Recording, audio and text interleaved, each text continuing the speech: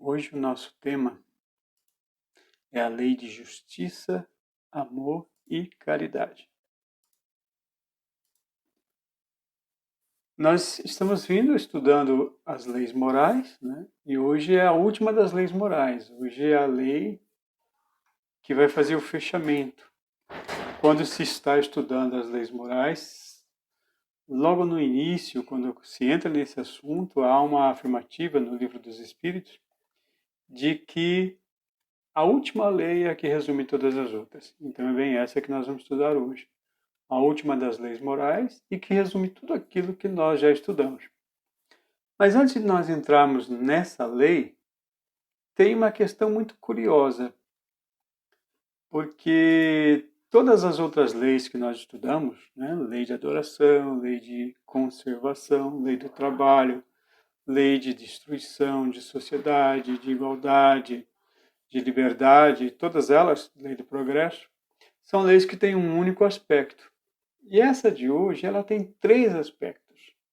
Dá a impressão que nós vamos estudar 3 leis, né? A lei de justiça, a lei de amor e a lei de caridade.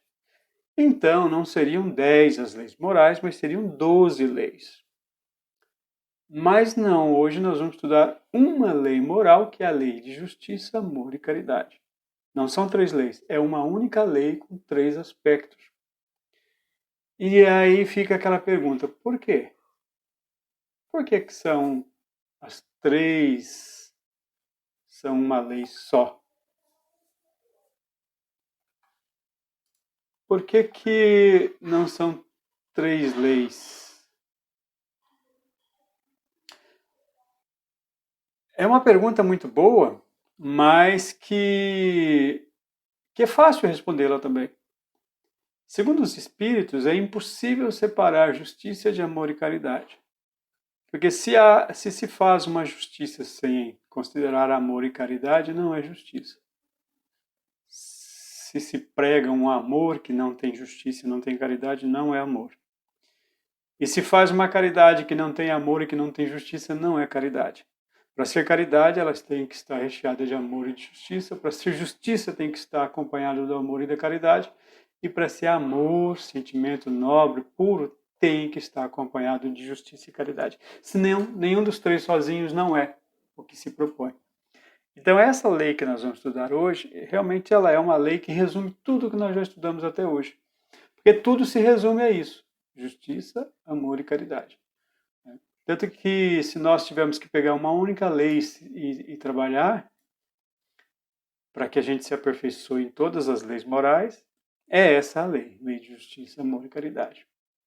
Então, eu gostaria de começar estudando, ali no Livro dos Espíritos, na questão, não sei se vocês vão abrir o livro, vão acompanhar comigo aqui, mas na questão 873.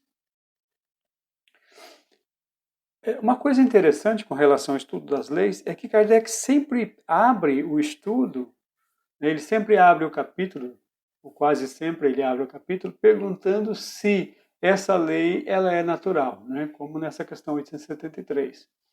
O sentimento da justiça. Ele não está falando da lei, ele está falando desse sentimento que as pessoas têm, que nós temos dentro de nós.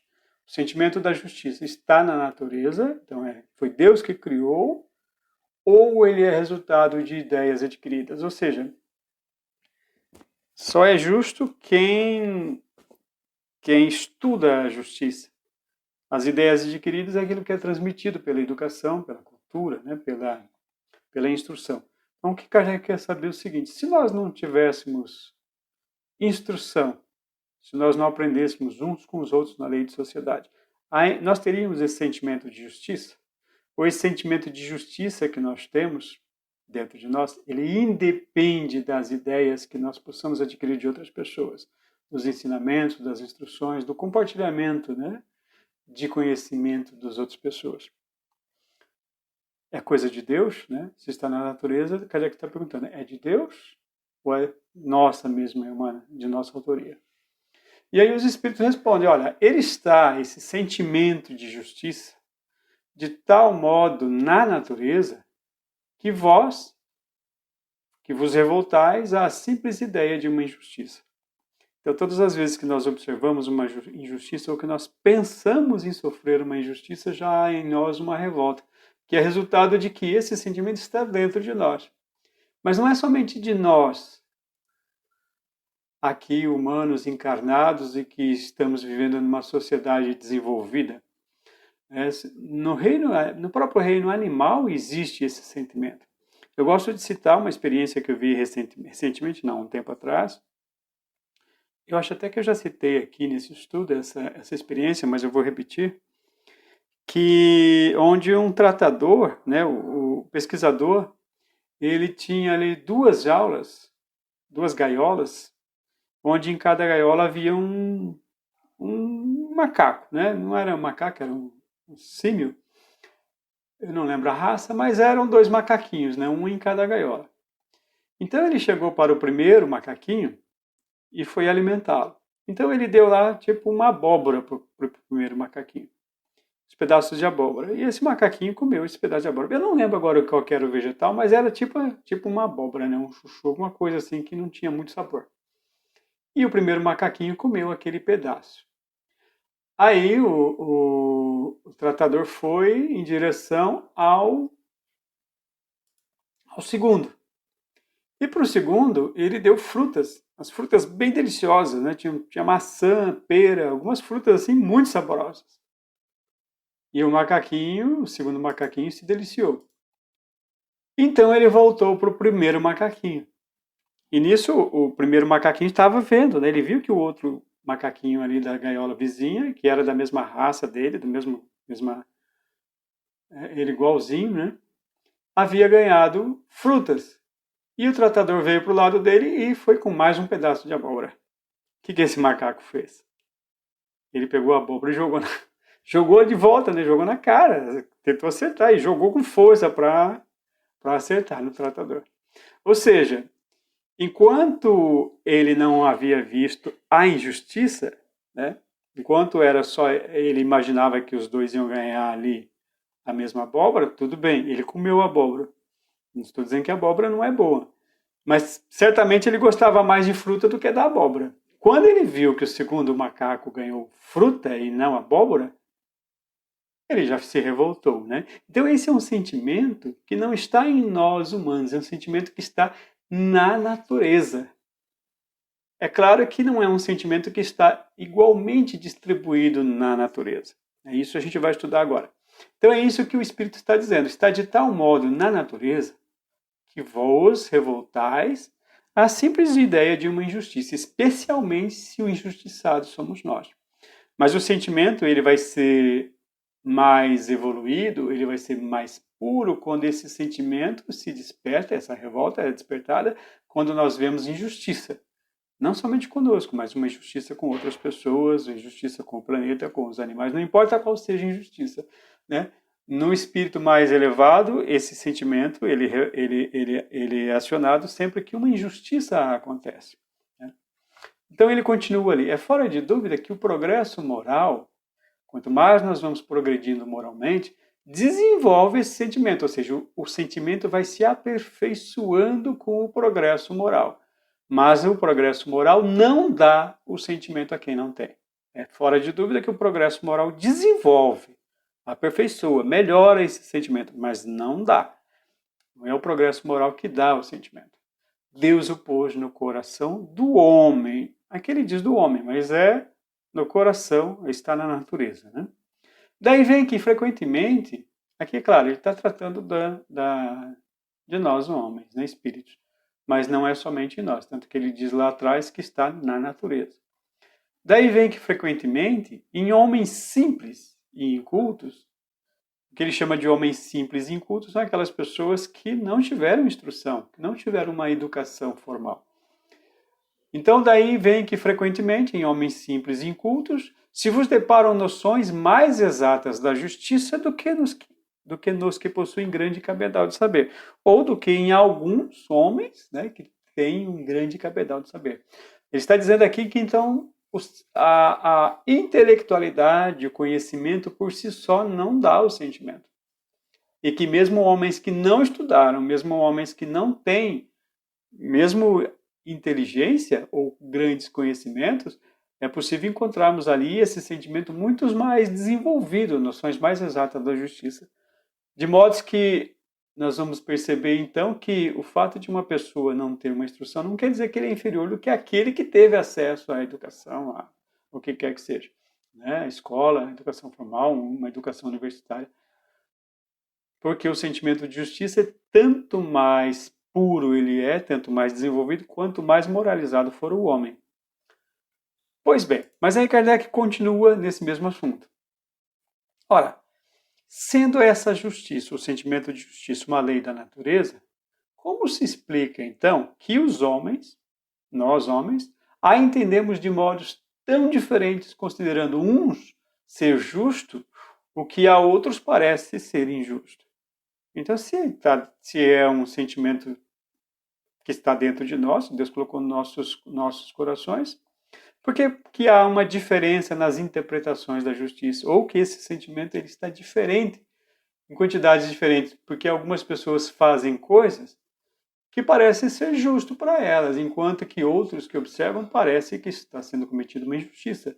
Então, por que essa diferença na interpretação dos fatos de acordo com o sentimento de justiça? E aí o Espírito responde, olha, é porque a esse sentimento se misturam paixões.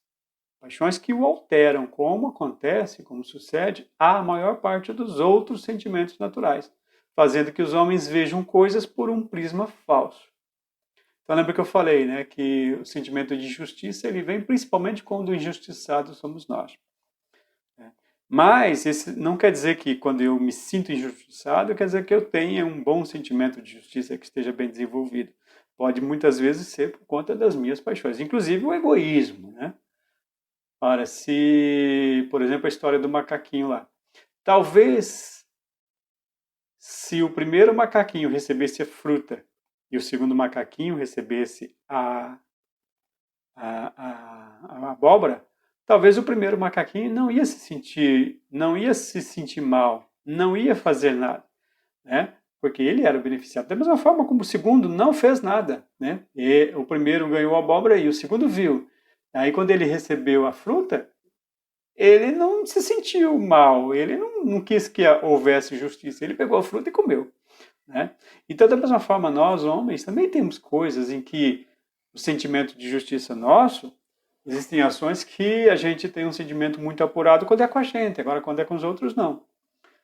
Por exemplo, se o meu salário está bem pago, tudo bem que meu patrão explore outras pessoas, desde que ele pague o meu salário em dia, eu fico quieto, né? Então, não sei, talvez nós possamos, já tenhamos presenciado ações nesse sentido, mesmo partindo de nós, né? Não pode haver uma injustiça comigo, nem com os meus familiares. Com os outros, tudo bem, aí não é problema meu. Então, o que ele está dizendo aqui, que o verdadeiro sentido de justiça, ele não pode ser misturado às paixões. Quando há paixões misturadas ao sentimento, por exemplo, aqui o egoísmo, ele então vai ser diferente. E é por essa razão que homens diferentes observam ou têm esse sentimento em graus diferenciados. Porque cada um, muitas de nós, né, deixamos misturar ao sentimento as nossas paixões.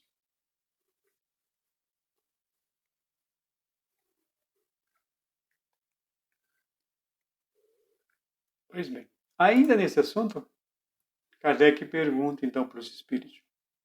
Então, como que se pode definir justiça? O que é a justiça? E aí a resposta dos espíritos. A justiça consiste em cada um respeitar os direitos dos outros, dos demais.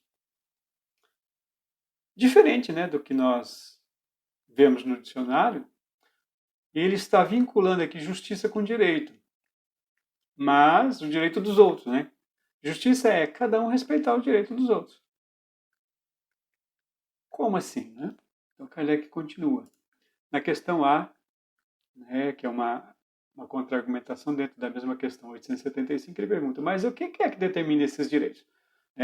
Justiça é cada um respeitar os direitos dos demais, mas aí ele pergunta, mas esses direitos, né, dos demais, o que é que determina esses direitos?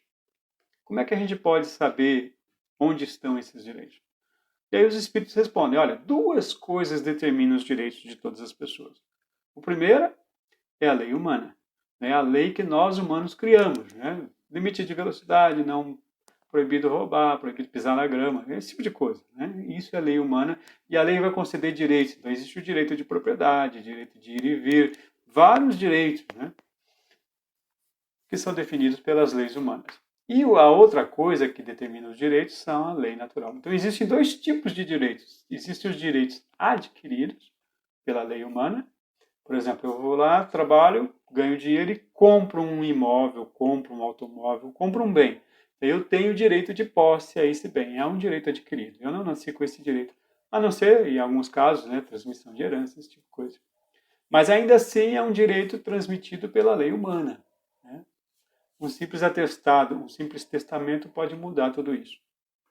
Já a lei natural, ela vai dizer dos direitos naturais. Por exemplo, direito à vida, direito à liberdade. Né? Todos esses direitos são direitos naturais. Tendo os homens direito de crença, direito de... Né? Todos os direitos que eu possa usufruir de uma forma natural.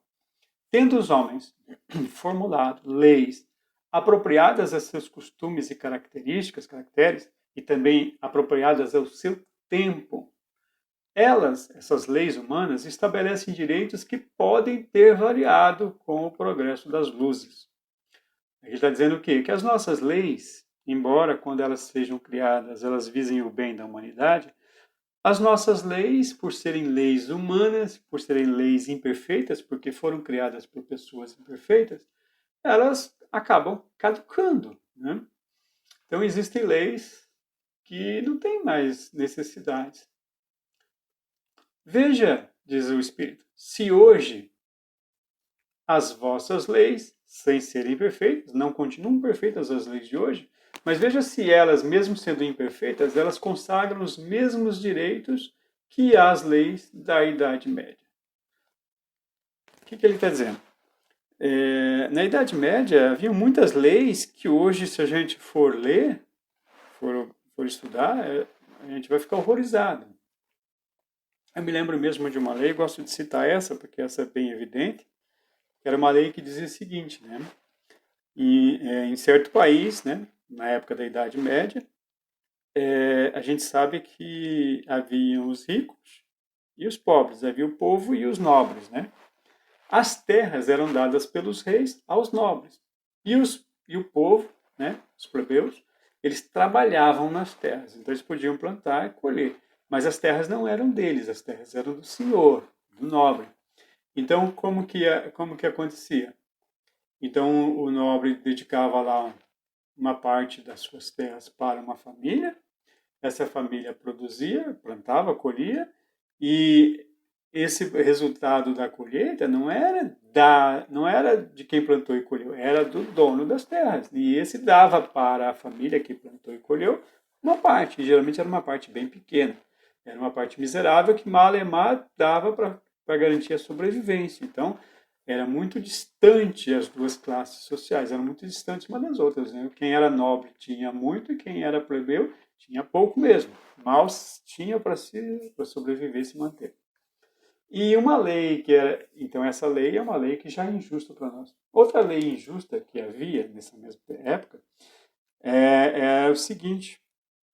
Quando dentro do povo, né, que eram os plebeus, havia um casamento, o dono das terras, o senhor, ele tinha o direito de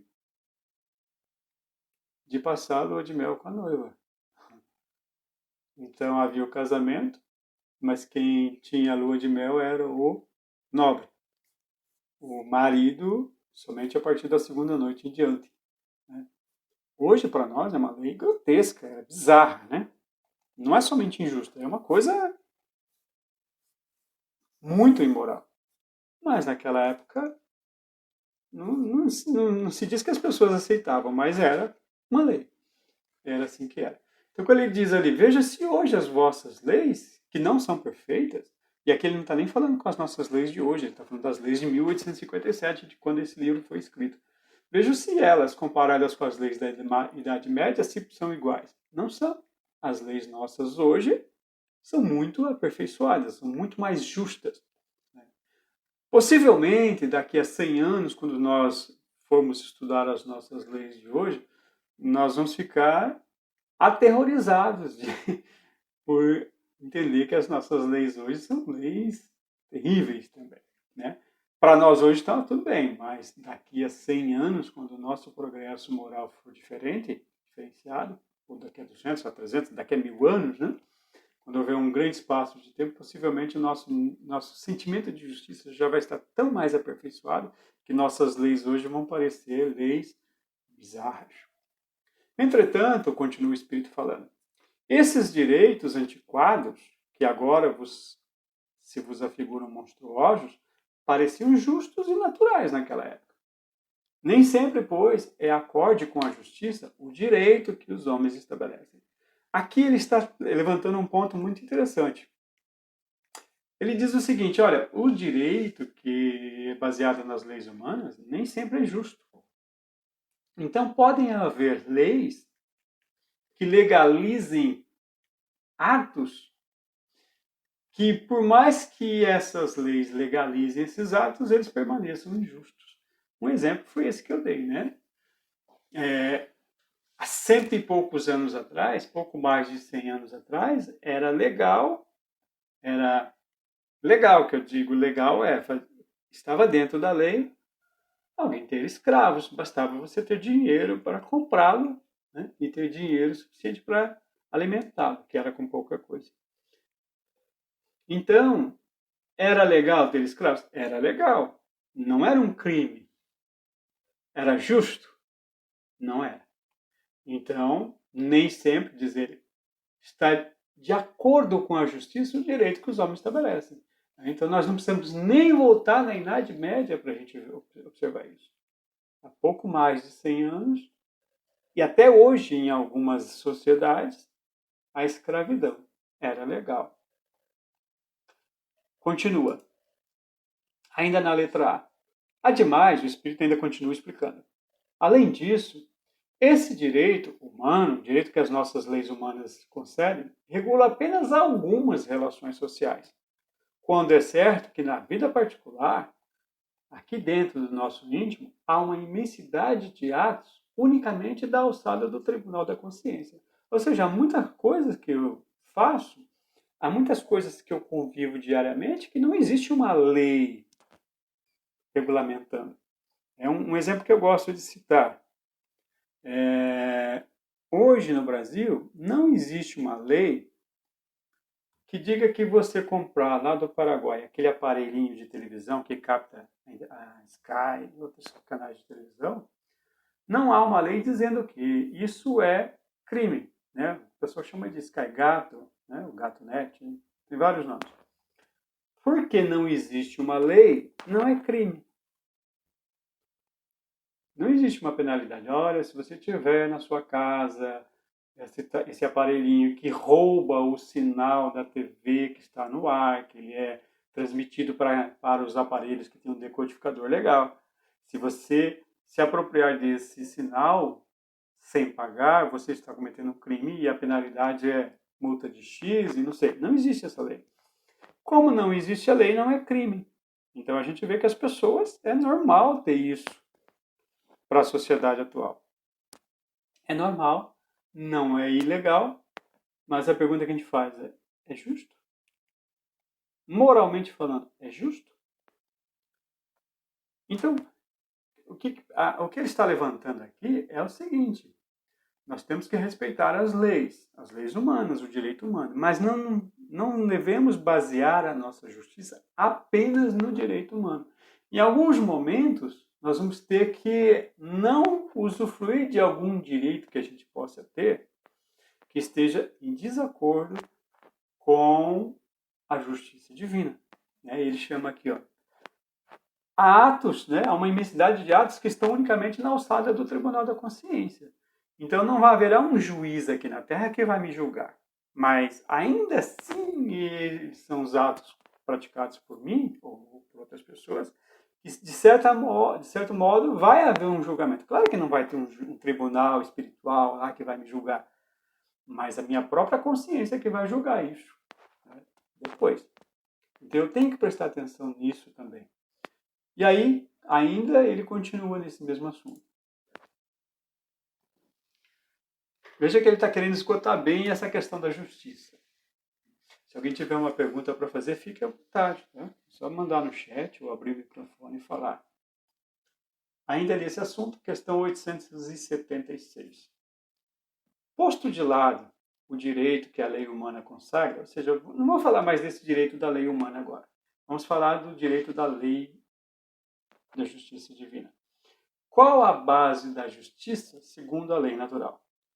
Então, qual é a base da justiça segundo as leis morais, segundo as leis de Deus?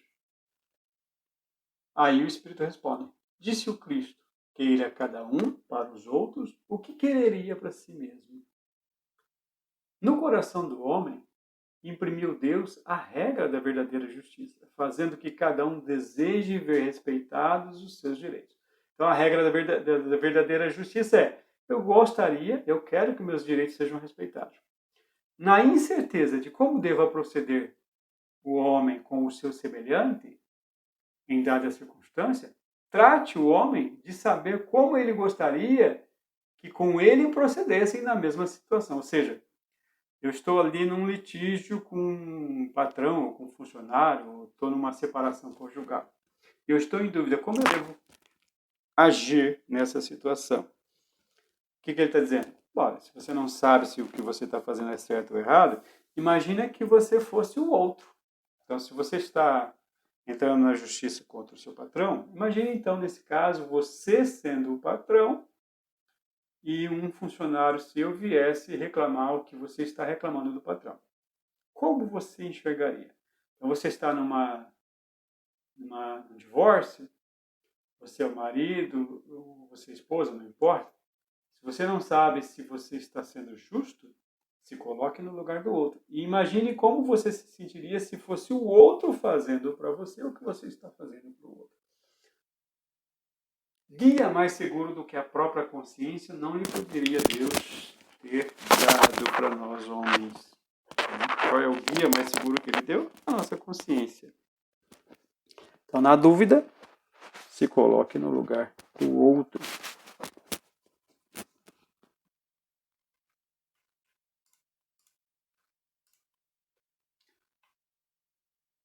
Pois bem, então falou bastante de justiça.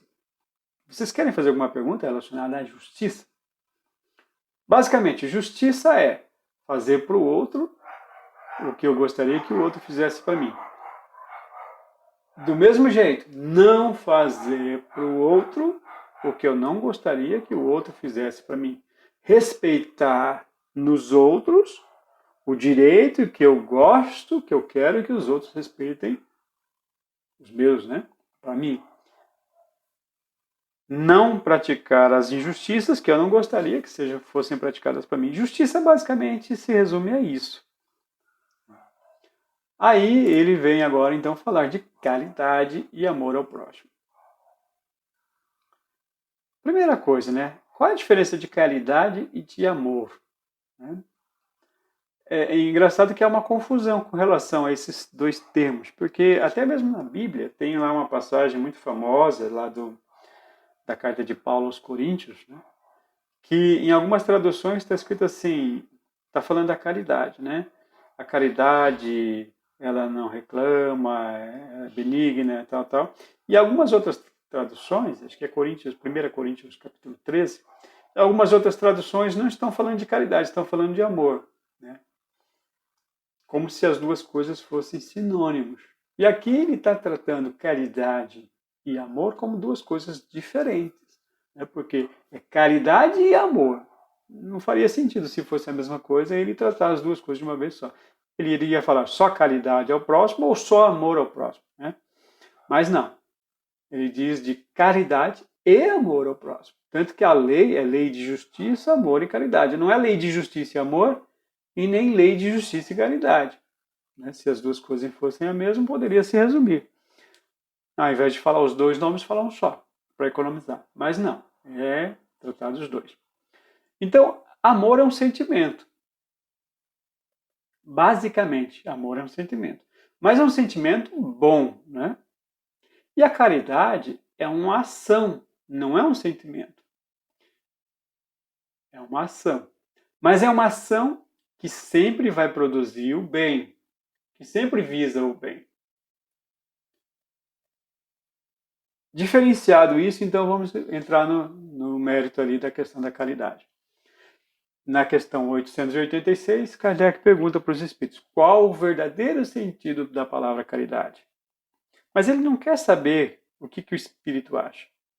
Ele pergunta qual o verdadeiro sentido da palavra caridade, como a entendia Jesus. Porque Jesus é o espírito puro, né? Provavelmente o espírito que estava aqui, que se não me engano é o Santo Agostinho, não era um espírito puro. Ele não queria saber a opinião de Santo Agostinho, ele queria saber a opinião de Jesus. É como se ele tivesse dito assim, vai lá e pergunta para Jesus o que ele entende de caridade.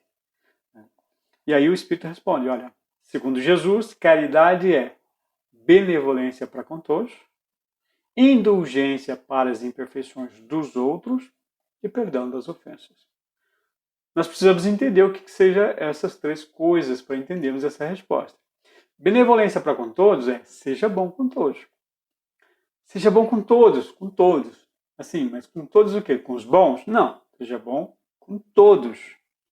Sem fazer distinção de quem é, se a pessoa é boa ou má, se ela é da sua religião ou não, se ela é do seu país ou não, se é da sua cor ou não, se ela tem a mesma preferência sexual, mesma orientação sexual ou não.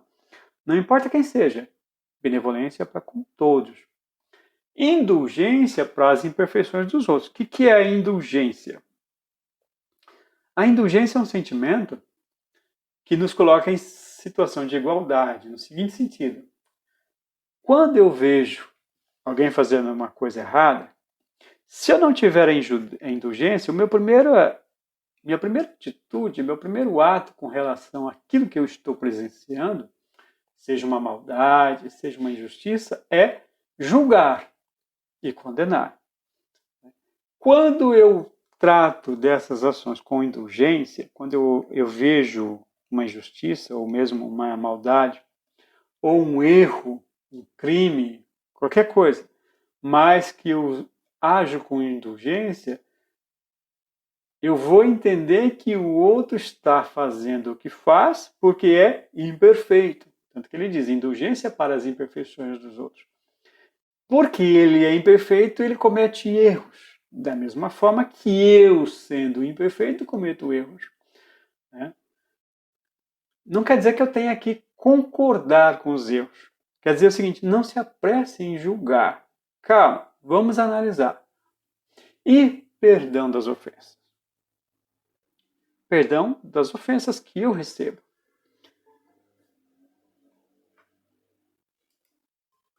Olha que interessante. Seja bom com todos, seja indulgente com as imperfeições dos outros, entenda que os outros erram porque são imperfeitos, igualzinho você, igualzinho nós, e perdoe as ofensas. Isso seria caridade para com Jesus. Mas é caridade com o outro, é caridade comigo também. E ele continua. Vamos entender isso. O amor e a caridade, o amor que é o sentimento de querer bem, ou o sentimento de querer o bem do outro, e a caridade que é esse amor, sentimento de querer o bem do outro, colocado em prática através de ações práticas que vão realmente produzir o bem do outro. Então, o amor, sentimento, junto com a ação de pôr em prática, são um complemento da lei de justiça. Porque amar o próximo é fazer a ele todo o bem que nos seja possível e que desejaríamos nos fosse feito. Amar o próximo é fazer a ele tudo bem que a gente gostaria que os outros fizessem para nós se fôssemos nós naquela mesma situação, passando pelo mesmo evento. Tal o sentido dessas palavras de Jesus. Amai-vos uns aos outros, ou seja, sejam justos uns com os outros, amem e façam o bem uns aos outros, como irmãos. Continua ele ainda. A caridade, segundo Jesus, não se restringe à esmola. Não é só dar um pão, ou só dar umas moedas, ou dar um dinheiro para resolver uma questão pontual. A caridade, segundo Jesus, abrange todas as relações em que nos achamos com os nossos semelhantes. Sejam eles os nossos semelhantes, né? Nossos inferiores, aqui não está falando moralmente.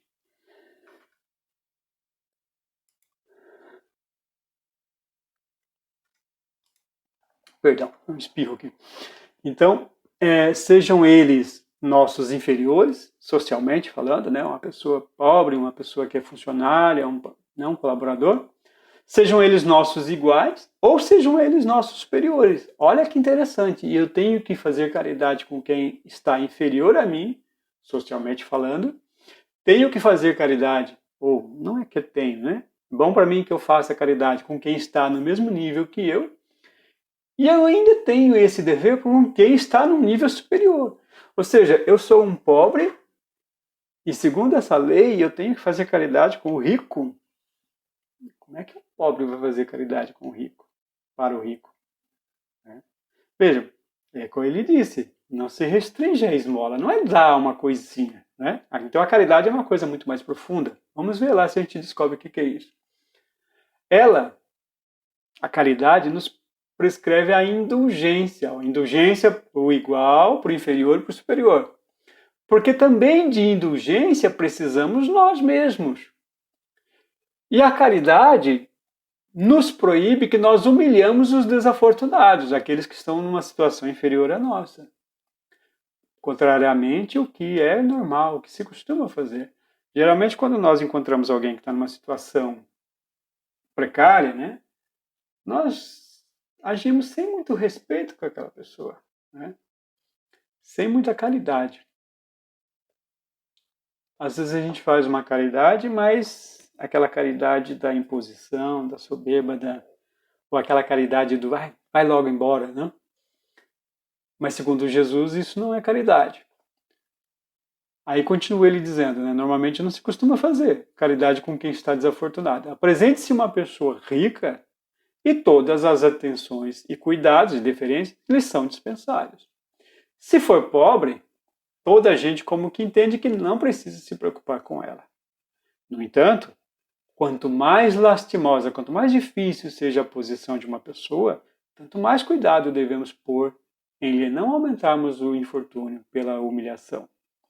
O homem verdadeiramente bom procura elevar aos seus próprios olhos aquele que lhe é inferior, diminuindo a distância que o separa. Ou seja, quem já entendeu de fato essa lei de justiça, amor e caridade, mesmo observando uma pessoa que está inferior a ele, socialmente falando, não vai ver um inferior a ele, socialmente falando, vai ver um igual.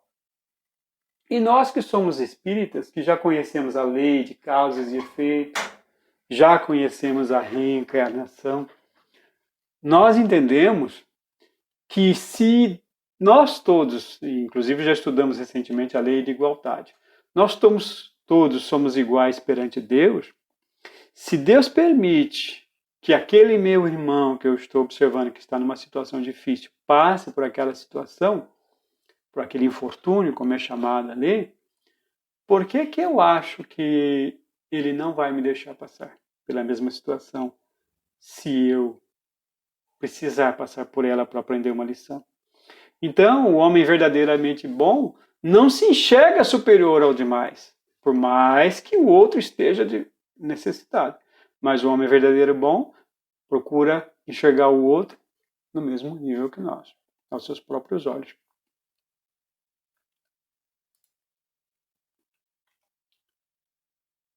Aí Kardec retruca ao espírito, dizendo assim: olha, mas também Jesus disse: amai até mesmo os vossos inimigos. Ora, o amor aos inimigos não será contrário às nossas tendências naturais, ou seja, a gente tem naturalmente uma repulsa pelo inimigo. E a inimizade não virá de uma falta de simpatia entre os espíritos, ou seja, esse espírito que hoje eu vejo como um inimigo é alguém que me prejudica, alguém que me lesa, que rouba, que me ofende, ou que já me ofendeu, que me roubou, que me lesou. É alguém que pode ser, né, um criminoso que comete crimes bárbaros, aos quais eu não coaduno. Então essa nossa inimizade não será então uma falta de simpatia? Aí ele está dizendo assim, como é que eu posso amar a pessoa que vem oferecer droga para os meus filhos?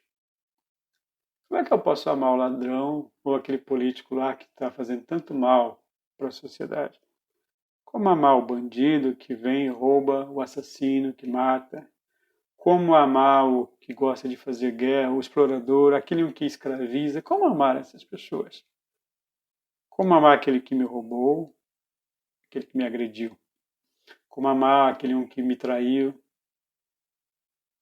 aquele que fala tanta mentira a respeito de mim?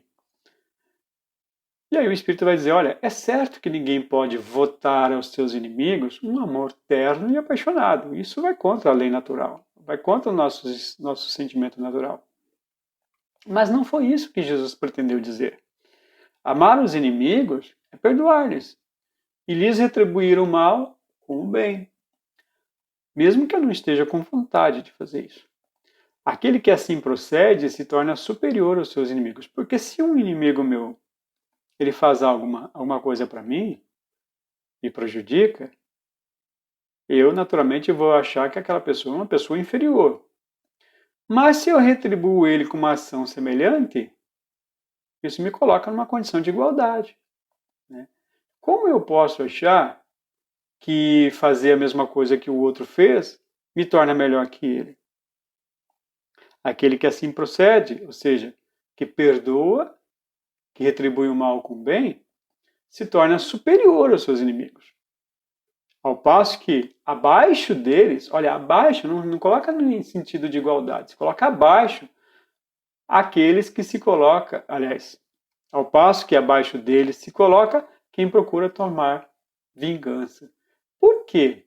Se eu me vingo do outro, eu fico inferior a ele, não fico igual a ele. Ora, porque quando a pessoa faz, muitas vezes fez movido por um sentimento, sei lá, alguma coisa estava acontecendo. Vou pegar um caso assim, um exemplo. Né? Às vezes a gente está lá no trabalho e a gente passa por uma pessoa e essa pessoa, a gente fala bom dia, essa pessoa finge que não viu, não ouviu. Ou essa pessoa nem responde, né? Ou a pessoa ela é antipática, ela dá uma resposta assim, é só se for para você. Aí a gente fala, você vai ver, amanhã eu vou fazer a mesma coisa com você. Muitas vezes essa pessoa que fez isso, claro, não justificando o que ela fez, não está certo o que ela fez, né? E nós não devemos concordar. Mas por que será que ela fez? Será que não é alguém que acabou de descobrir que o marido estava traindo, ou que a esposa estava traindo?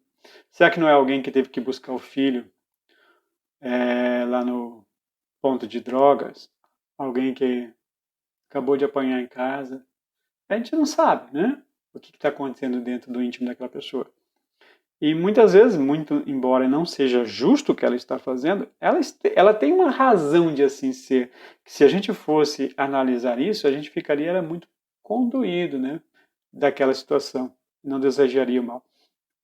Então, se ela fez uma coisa errada para nós, por um primeiro impulso, de repente não foi movido por uma maldade, foi movido por um sentimento ruim que ela estava sentindo naquele momento.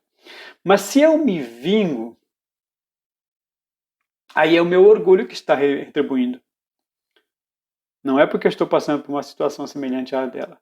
Então ela, embora não é justificado, mas ela tem uma desculpa para agir daquele jeito. Eu já não tenho essa desculpa. Então se eu ajo da mesma forma que ela, eu estou abaixo dela, não estou igual a ela, não estou me igualando a ela, estou me colocando nesse sentido abaixo. É assim, é isso que ele quis dizer aqui com essa resposta.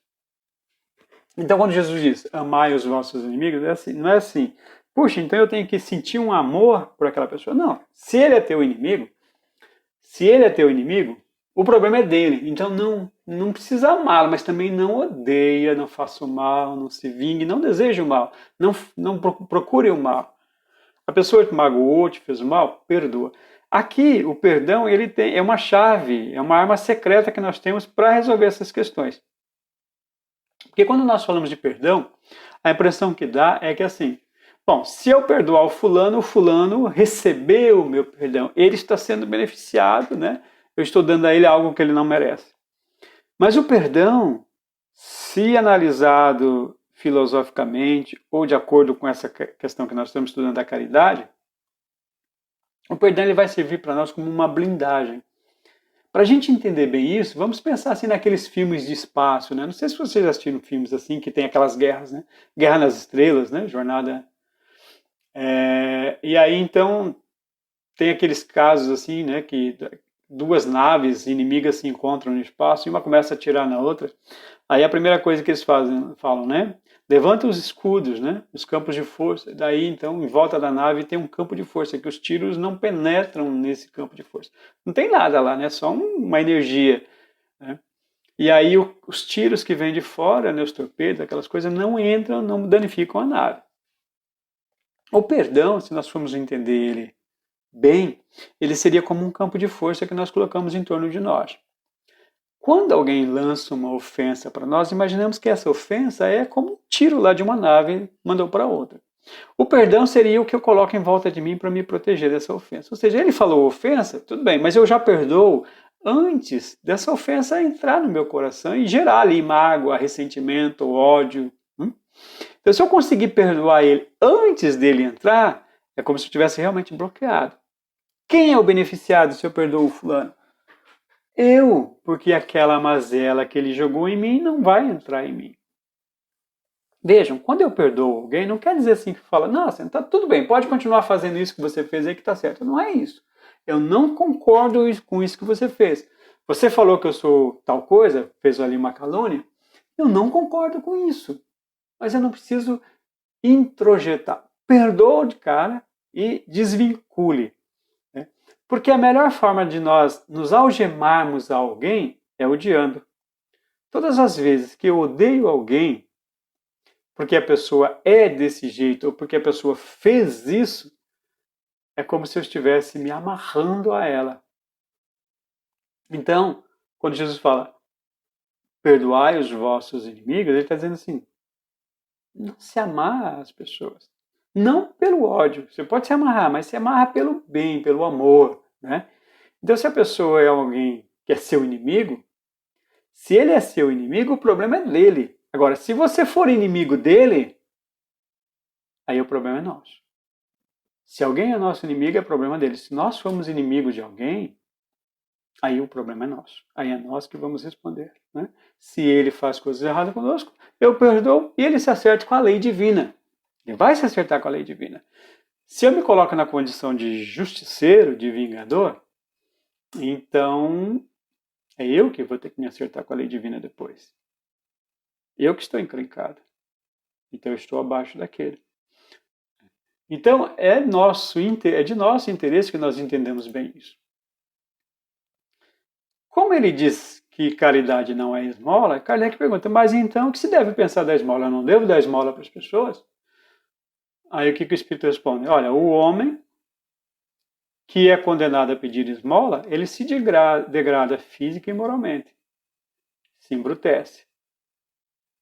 É alguém que, por si só, já se coloca numa condição inferior e ele sofre com isso, se embrutece. Uma sociedade que se baseia na lei de Deus e na justiça, claro, aquele que se coloca numa condição inferior aqui é socialmente, né? Nós estamos falando moralmente. Uma sociedade, por quê? Porque a pessoa que vive de esmolas é uma pessoa que ela vai perdendo a dignidade, né? Ela vai perdendo, vai se tornando, vai ficando humilhada, né? Não é humilde, é humilhada. Uma sociedade que se baseia na lei de Deus, que é a lei do amor, da justiça, da caridade, e na justiça, deve prover a vida do fraco sem que haja para ele humilhação. Essa mesma sociedade, que se baseia na lei de Deus, deve assegurar a existência dos que não podem trabalhar, sem lhes deixar a vida à mercê do acaso e da boa vontade de alguns. Então, fulano não pode trabalhar, deixa que morra. Isso não é lei de justiça, amor e caridade. É bem verdade que há os espertalhões. Né? Agora, o que nós não podemos é porque há espertalhões, não cuidar de ninguém, porque muitos não são espertalhões. Então, que nós usemos dessa mesma lei de justiça para fazer justiça. Né? Se há espertalhões, eles devem ser identificados e devem ser tratados com justiça. E os que não são espertalhões devem ser tratados com justiça. cabe a nós usar da nossa inteligência, do amor e da caridade para identificar o que é justiça num caso e no outro. Lembrando que a justiça, sempre que é executada sem amor e sem caridade, não é justiça, aí é vingança. Se é vingança, nos coloca numa condição inferior àquele outro.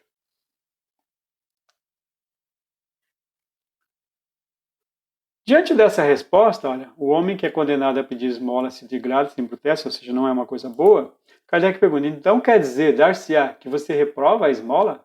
Dar-se-á reproveis a esmola? Não, não reprovemos a esmola. O que merece reprovação não é a esmola, mas a maneira como ela habitualmente é dada. O homem de bem que compreende a caridade de acordo com Jesus, caridade é benevolência para com todos, indulgência com as imperfeições dos outros e perdão das ofensas. Esse homem de bem vai ao encontro do desgraçado sem esperar que ele lhe estenda a mão, sem esperar que ele venha pedir, se humilhar e implorar. A verdadeira caridade é sempre bondosa e benévola. Bom, ali atrás ele está dizendo que o homem de bem não espera que a necessidade chegue a ele, né? Que o necessitado chegue a ele. O homem de bem vai procurar o necessitado. Aí, dependendo do cargo que você ocupe na sociedade, você pode já se antecipar. Então, se você é um político, você tem um cargo administrativo na administração pública, então você já pode trabalhar, né, utilizando-se dos seus poderes nesse cargo, já para resolver o problema, sem precisar que o outro venha pedir. A verdadeira caridade é sempre bondosa e benévola, sempre boa, né, e faz o bem. Está tanto no ato, olha, ser bondosa é ter o sentimento do bem, e benévola é fazer o bem. Está tanto no ato como na maneira como esse ato é praticado. Duplo valor tem um serviço prestado com delicadeza. Veja bem, tanto no ato como na maneira. Por quê? Então, se alguém está passando fome, eu dar um prato de comida para essa pessoa, eu fiz caridade? Depende. Depende do quê? Como foi esse prato que eu dei para ele? Se for daquele tipo assim, come e vai embora, vê se não suja aí, sai daqui que você está fedendo, vai comer lá do outro lado da rua? Matou a fome? Matou. Mas fez com que aquela pessoa se sentisse valorizada? Eu tirei ele lá de baixo da situação de inferioridade e trouxe para a minha situação? Ou eu empurrei ele mais para baixo ainda?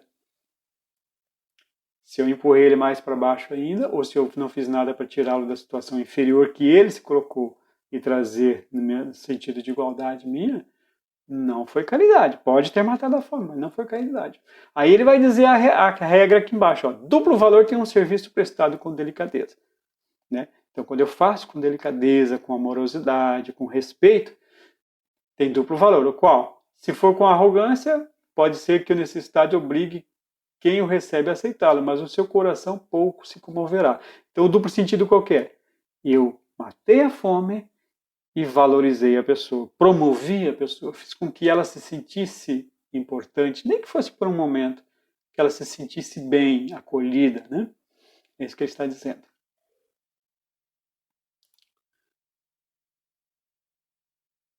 Lembrai-vos também de que, aos olhos de Deus, a ostentação tira o mérito do benefício. Disse Jesus, ignore a vossa mão esquerda o que a direita der. Por essa forma, ele vos ensinou a não manchar a caridade com o orgulho. Deve-se distinguir a esmola propriamente dita da beneficência. Nem sempre o mais necessitado é o que pede. O temor de uma humilhação detém o verdadeiro pobre. O que ele quer dizer, né? Olha, nem sempre o mais necessitado é o que pede.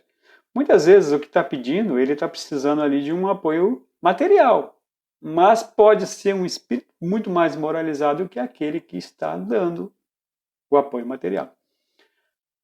O temor de uma humilhação detém o verdadeiro pobre, que muitas vezes sofre sem se queixar. A esse é que o homem verdadeiramente humano sabe ir procurar sem ostentação. Amai-vos uns aos outros, eis toda a lei. Lei divina, lei de Deus, mediante a qual governa Deus os mundos. O amor é a lei de atração para os seres vivos e organizados. A atração é a lei de amor para a matéria inorgânica. Olha que interessante, aqui parece que ele só falou de gente que tem posses ajudar a gente que não tem. E agora há pouco eu falei que amar, fazer caridade, é inclusive quem está numa posição superior à nossa. Como que um pobre pode fazer uma caridade com um rico? Um exemplo, né? Como que a gente pode fazer uma caridade com alguém que está numa situação superior à nossa, socialmente falando? Essa dificuldade de entender isso vem ainda do nosso costume de pensar de que fazer o bem é dar coisas para as pessoas, né? Agora, vejam bem, muitas vezes a pessoa que tem muito dinheiro, ela está ali precisando de um ombro para chorar. Está precisando de conselhos, está precisando simplesmente de um ouvido para desabafar, né? Então, o amor aos demais não é só no sentido de comparar conta bancária, né? Não importa qual seja a conta bancária do outro, ele está precisando de um ombro, oferece. Se ele aceitar, você fez caridade. Se ele não aceitar, bom, aí é problema dele, né? O orgulho dele não deixou. Mas continua ainda nessa questão. Vejam que, por isso que eu estou falando, né? Aqui no Brasil é comum ter pessoas que precisam de caridade material, mas e quando nós saímos do Brasil e vamos para os países ricos? Né? Alemanha, Suíça. Como se faz caridade nesses países? Será que lá as pessoas não precisam de caridade? A gente observa que em muitos países que são ricos, tem alta taxa de suicídio. Né? O que está faltando lá? Então, se eu estiver morando num país desse, o que eu posso fazer de caridade? Todo mundo tem as suas necessidades, não importa qual seja a sua conta bancária. Cabe a nós ter esse olhar de ver, né? Um olhar de irmão de ver, de entender. Não vos esqueçais nunca que o espírito, nós, espíritos, quaisquer que seja o grau de seu adiantamento, não importa em que grau esteja, e não importa a sua situação, aquela situação que está dizendo, né, pode ser considerada como situação social. Como encarnado ou na erraticidade. Ah, tá. A situação aqui é se eu estou morto, eu estou vivo. Encarnado é estou reencarnado na Terra, né, ou em outro mundo, ou na erraticidade. Erraticidade é o quê? É o período entre uma encarnação e outra, quando eu estou desencarnado. Não importa qual seja a sua condição, se está encarnado ou nessa erraticidade. Todos nós estamos sempre colocados entre um espírito que é superior, moralmente falando, que o guia e aperfeiçoa, que é o nosso guia, né? Um espírito superior que está sempre nos ajudando, e ao mesmo tempo temos perto de nós um inferior, alguém que está numa condição inferior à nossa. Aqui não é uma condição somente falando de questão social, né? Nós temos o inferior moralmente, inferior socialmente, para o qual temos que cumprir os mesmos deveres. Que deveres? Ora, o que eu estou recebendo do superior? Eu também devo para esse repassar isso que eu estou recebendo. Se depois, caridosos, praticando não só a caridade que vos faz dar friamente o óbolo é o donativo, a esmola, né? Que tirais do bolso ao que vos ousa pedir. Mas a caridade que vos leve ao encontro das misérias ocultas, seja misérias de passar fome, seja misérias de estar sofrendo porque foi traído, de que foi abandonado, que alguém que ama muito morreu, desencarnou ou se suicidou, não importa. Sede indulgentes com os defeitos dos vossos semelhantes. As pessoas têm defeitos? Têm. Nós temos defeitos? Sim. Em vez de votardes desprezo à ignorância e ao vício, instruí os ignorantes e moralizai os viciados. Como? Não é dando falsos exemplos moralistas, é dando exemplos morais, é sendo bom, instruindo, ajudando, sem o desejo de, olha, instruir não é eu provar que sou melhor, eu querer derrotar o outro com conhecimento. Ajudar. E moralizar os viciados, sede brandos e benevolentes para com tudo o que vos seja inferior. Puxa, aqui então está falando de espíritos que sejam inferiores, os ignorantes, os viciados, mas também com os animais, com o planeta. Sede o para com os seres mais ínfimos da criação e tereis obedecido à lei de Deus. De modo que caridade, então, nunca vai ser uma coisa que eu faça, mas como eu faço. Qual o sentimento que me move naquela ação? Porque muitas vezes caridade é mandar alguém, é denunciar alguém para a polícia. Porque se eu vejo alguém cometendo um crime, é falta de caridade eu não denunciá-la. Porque se eu não denuncio uma pessoa que está cometendo um crime, quer dizer que eu estou concordando com o crime dele, ou seja, que eu estou colaborando para que ele continue a cometer crimes. Quando eu sei que quem comete crimes está se endividando perante as leis divinas e cedo ou tarde vai ter que resgatar. Quanto antes essa pessoa que não conseguiu parar por si só for parada pela justiça humana, que seja, pelo nosso sistema penitenciário, melhor para ela, mesmo que agora ela não compreenda.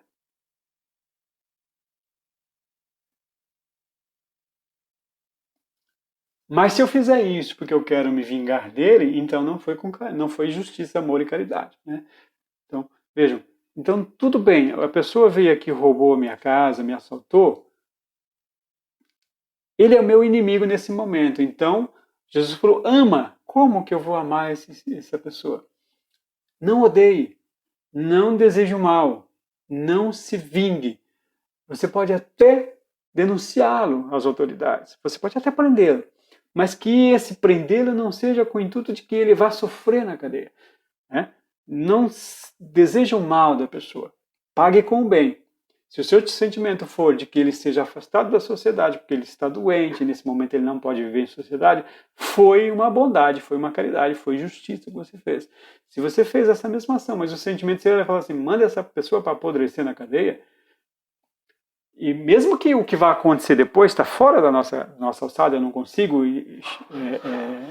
definir, eu não consigo mudar, mas se o que está dentro de mim é o desejo do mal, isso me coloca numa condição inferior. Se o que está dentro de mim é o desejo bom, mesmo que não aconteça o bem para ele lá dentro, quem fizer o mal para ele lá dentro é responsável pelo mal que está fazendo, não sou eu. O problema meu é se eu estiver desejando o mal. Aí o problema está comigo.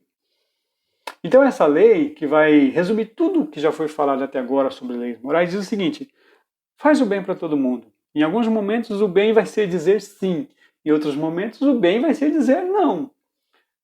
Seja indulgente para com todo mundo. A indulgência diz o seguinte, a pessoa lá está fazendo o que está fazendo, deixa eu tentar entender primeiro qual é a história dela, porque de repente eu entendendo a história dela, eu não vou concordar com o que ela está fazendo, mas eu posso colaborar com ela, eu posso ajudá-la de alguma forma para que ela por si só saia dessa situação. E perdoe as ofensas, porque todas as vezes que eu perdoo alguém que está cometendo mal a mim ou para alguém que eu amo, eu não estou deixando que esse mal entre dentro de mim. Eu não vou deixar que esse mal venha produzir o mal dentro de mim. Eu estou bloqueando o mal ali mesmo. Não vou desejar o mal para essa pessoa, não vou odiá-la, não vou. O que necessariamente não quer dizer que eu tenha que concordar com as coisas dela, que eu estou sendo complacente ou conivente. Ainda assim, eu vou tomar todas as providências legais cabíveis que a justiça humana nos orienta, porque nós estamos vivendo num momento de dualidade.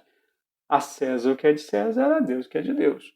Vou respeitar a justiça humana e vou respeitar a justiça de Deus. Quando as duas justiças se chocarem,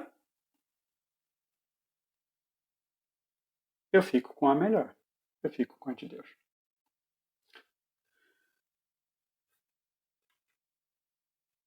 Muito bem, meus amigos.